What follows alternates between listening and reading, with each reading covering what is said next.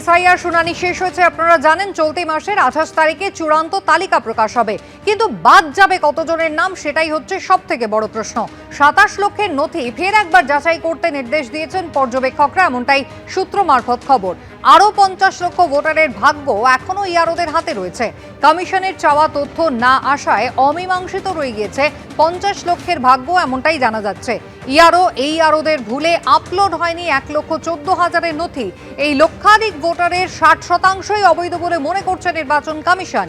গাফিলতির জন্য এই আরোদের শোকজ করতে চলেছেন সিইও বলে সূত্র মারফত জানা গিয়েছে।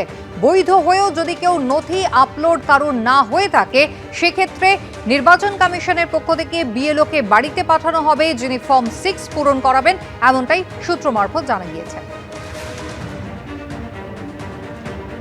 রুমা পাল আমাদের প্রতিনিধি রয়েছেন টেলিফোন লাইনে। রুমা, এখনো পর্যন্ত ভোটাররা তারা জানতে চাইছেন, অপেক্ষায় রয়েছেন 28 তারিখে চূড়ান্ত ভোটার তালিকার জন্য কার কার নাম রইল, কার কার নাম বাদ গেল, সেক্ষেত্রে এখনো পর্যন্ত পরিসংখ্যান কি বলছে? দেখো, কমিশন কিন্তু এখনো পর্যন্ত জানায়নি যে কতজনের নাম বাদ যাবে বা চূড়ান্ত ভোটার তালিকা যেদিনকে বেরোবে সেদিনকে কিন্তু জানা যাবে যে কতজনের নাম আগে বাদ পড়বে।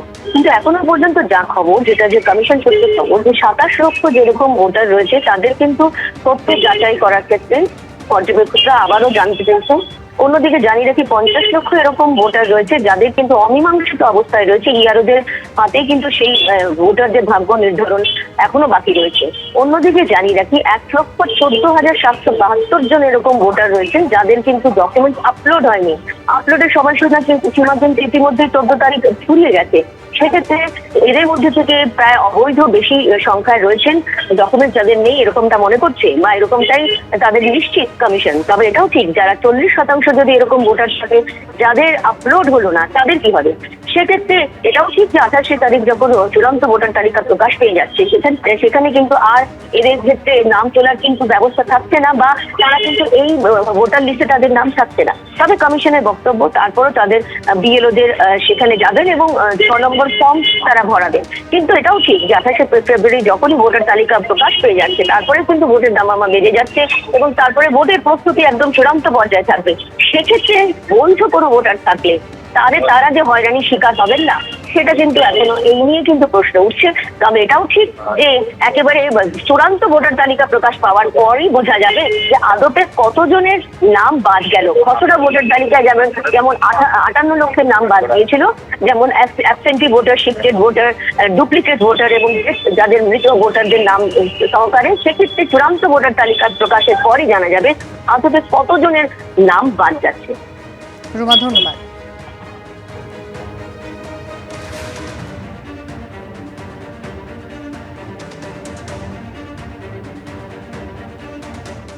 লাইনে দাঁড়িয়ে ছিল এতদিন, যারা লাইনে দাঁড়িয়ে থেকে তার ফর্মগুলো জমা দিল, আপনাদের কাজের ব্যর্থতার জন্য সেই মানুষগুলো কেন হয়রানির শিকার হবে, কিংবা সেই মানুষগুলো কেন একটা অনিশ্চয়তার মুখে থাকবে? ভুল করে কিছু হয়নি, ইচ্ছা করে করা হয়েছে। 1.5 কোটি লোককে হ্যারাসমেন্ট করা হয়েছে ডেকে। আমাদের 50% লোক যাদের টাকার কোনো দরকারই ছিল না, বহু বিশিষ্ট ব্যক্তি, ভালো মানুষ, যারা অনেক আগের থেকে ভোট দিচ্ছেন, তাদেরকে ডেকে নিয়ে 2 ঘন্টা বসিয়ে রাখা হলো। বলা হলো ঠিক আছে চলে যান, একটা ফটো তুলে ছেড়ে দেওয়া হলো। বহু লোক আমাকে কমপ্লেন করেছে। খালি তাদেরকে হ্যারাসমেন্ট করা, অপমান করা, যাতে তারা ইলেকশন কমিশন আর কেন্দ্র সরকারের বিরুদ্ধে স্টেটমেন্ট দেয়, যেন তারা ক্ষুব্ধ হয়ে যান, বিরক্ত হয়ে যান।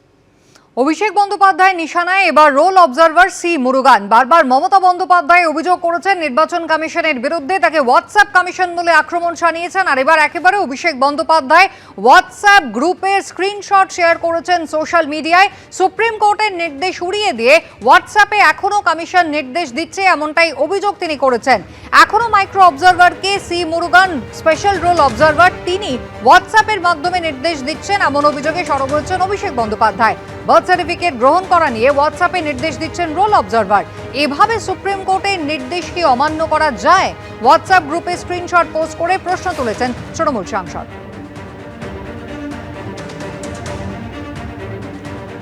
যদিও অভিষেক বন্দ্যোপাধ্যায়ের অভিযোগ উড়িয়ে পাল্টা জবাব দিয়েছে নির্বাচন কমিশন। ও কোনো নির্দেশ নয়, হোয়াটসঅ্যাপ চ্যাটে রয়েছে নিয়মের ব্যাখ্যা বা এক্সপ্লেনেশন। কমিশনের নিয়ম নিয়ে প্রশ্নের ব্যাখ্যা দেওয়া হয়েছে এই চ্যাটে। অভিষেক বন্দ্যোপাধ্যায়ের অভিযোগের জবাবে জানিয়ে দিল নির্বাচন কমিশন, এমনটাই সূত্রের খবর। অভিষেকের অভিযোগের জবাব নিয়ে তথ্য ফাঁসে এবার কড়া হচ্ছে নির্বাচন কমিশন। হোয়াটসঅ্যাপ গ্রুপ থেকে এই তথ্য শেয়ার করছে কারা, সেদিকেও কড়া নজর রাখছে নির্বাচন কমিশন বলে সূত্রের খবর। অভিষেক বন্দ্যোপাধ্যায় বা মমতা বন্দ্যোপাধ্যায় এই দুজনেই চেষ্টা করছেন এসআইআরটাকে যেন তেন প্রকারে বন্ধ করে দেওয়ার জন্য। এসআইআর বন্ধ হলে পরে ওনাদের কি লাভ হবে নিশ্চয়ই বুঝতে পারছেন আপনারা। এখন যা লিস্ট বেরোচ্ছে, আমি যা দেখতে পাচ্ছি, কোনো জায়গায় 10,000, কোনো জায়গায় 15,000, কলকাতার সিটগুলোতে তো আরও বেশি বেশি করে নাম বাদ পড়েছে। আমার কাছে খবর এলো, যেমন এটি হিসেব করে দেখা গেছে ব্যারাকপুরে প্রায় 50,000 ভোট ছাপ্পা মেরেছে গত লোকসভা নির্বাচনে তৃণমূল কংগ্রেস। তাহলে এই ছাপ্পাটা যদি বন্ধ হয়ে যায় তাহলে ব্যারাকপুর লোকসভা নির্বাচন ফলাফলই তো পরিবর্তন হয়। অভিষেক বন্দ্যোপাধ্যায় চোখে আঙুল দিয়ে দেখিয়ে দিয়েছেন আবার যে কিভাবে সমস্ত আইন নীতি ভেঙে নির্বাচন কমিশন কাজ করছে। সুপ্রিম কোর্ট পরিষ্কার বলে দিয়েছিল কিন্তু এইসব হোয়াটসঅ্যাপ, এইসব ফতোয়া এইভাবে চলবে না। সার্কুলার মানে সেটা সার্কুলার। আজ এখন দেখা যাচ্ছে যে ওই মুরুগান বলে যে ভদ্রলোক ওদের, তিনি আবার এরকম নিজের মর্জি মতো ফতোয়া হোয়াটসঅ্যাপে চালিয়ে দিচ্ছেন। সুপ্রিম কোর্টের রায়কে অমান্য করে এই মুরুগান এবং তার লোকজনেরা তারা এই হোয়াটসঅ্যাপে বিজেপির সুবিধা মতো নানা রকম ফতোয়া ইত্যাদি দিচ্ছে। অভিষেক বন্দ্যোপাধ্যায় এই গোটা সিস্টেমটাতে যে দলদাসের ভূমিকা, বিজেপির দলদাসের ভূমিকা পালন করছে এই নির্বাচন কমিশন, তো সেটা একেবারে ফাঁস করে দিয়েছেন। নাগরিক সুরক্ষা থেকে চাকরির সুযোগ, ভোটের আগে কি বলছে জেনজি? চৌরঙ্গী কেন্দ্র ঘুরে দেখল এবিপি আনন্দ।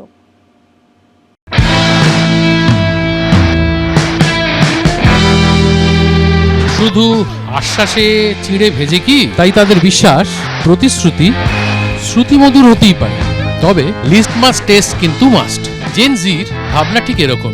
এবারে নির্বাচনের ঠিক আগে চৌরঙ্গী এলাকার তরুণ প্রজন্মরা ঠিক কি ভাবছে, চলুন তাদের মুখ থেকে একবার ভালো করে শুনে নেওয়া যাক, জেনে নিন জেনজি বলছে কি।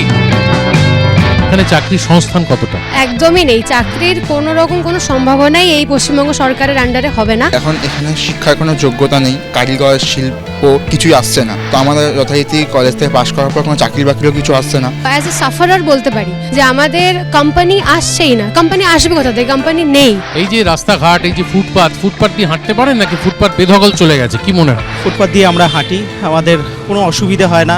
যে বলেন যে রাত্রি 8টার পরে বাইরে বেরোতে পারবে না, সেই দেশের নাগরিক হয়ে সত্যি খুব লজ্জার। তবে বিভিন্ন ডিউটি তো আওয়ার্সে শেষ হয় 9টা 10টার সময় আসতে, লোকাল ট্রেন বলো, কোনো জায়গাতেই আমাদের নারী নিরাপত্তা একেবারেই নেই। পুলিশের ওপর ডিপেন্ড করা যাচ্ছে না, কারণ এগুলো তো কোনো রকম প্রশাসন কোনো পাত্তাই দেয় না। মুখ খুললেই তো সমস্যা, তাই মুখ খোলার সাহসটাও খুব কম। আমরা কিন্তু মমতা বন্দ্যোপাধ্যায়ের আমলে আমরা যথেষ্ট নারী নিরাপত্তার মধ্যে দিয়ে রয়েছি এবং আমরা দেখি মানুষও কিন্তু খুব এটাকে গ্রহণ করেছেন যে হ্যাঁ, মমতা বন্দ্যোপাধ্যায়ের আমলে এই পশ্চিমবাংলায় যথেষ্ট নিরাপত্তা রয়েছে। নিজেকে সেফ বলে মনে করি না। নতুন ভাবনায়, নতুন চিন্তায়, নতুন ভোটার অর্থাৎ বর্তমান প্রজন্ম ঠিক ভোটের আগে কি চাইছে, এই সমস্তটা আমরা জানলাম জেনজি বলছে কিতে। তবে এখানেই থেমে থাকলে কিন্তু চলবে না, ঘুরতে হবে আরো অনেক বিধানসভা কেন্দ্র, জানতে হবে একদম নতুনদের কি মতামত। তাই আপনারা দেখতে থাকুন জেনজি বলছে কি এবং চোখ থাকুক শুধুমাত্র এবিপি আনন্দে। এবিপি আনন্দ, এগিয়ে থাকে, এগিয়ে রাখে।